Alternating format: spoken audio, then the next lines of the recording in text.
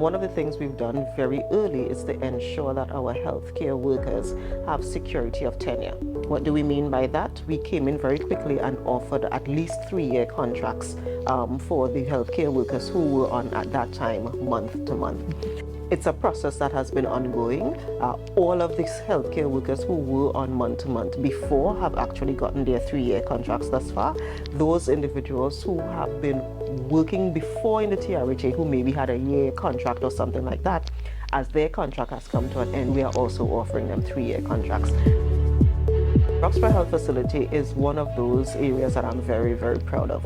We are at the point now where it is not a hospital just yet. We don't have 24-hour service at the health facility, but we have the health center services functioning as normal. We have outpatient clinics working normally. We also have an accident and emergency room facility, but that is only Monday to Friday, 7 a.m. to 7 p.m. The rest of the hospital is really outfitted to provide the inpatient services, but we are currently waiting on the necessary staff to make that a reality. I am very proud though of the fact that we've been able to bring relief to a lot of the people who needed cataract surgeries. We are at this point close to 300 surgeries having completed already, and we are still continuing that process. So that is something that I'm really, really proud of.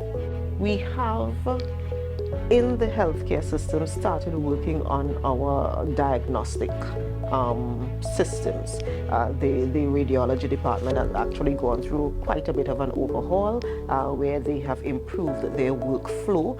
So the places where the various scans are done is actually now different, it's redesigned to allow for a better workflow and so forth. What we've focused on in social protection really has been to beef up the staffing, because they were really under pressure. The social workers were overworked, the therapeutic counselors were overworked. So we spent this year working on redesigning the structure of the entire division, and that is going to roll out in the next fiscal.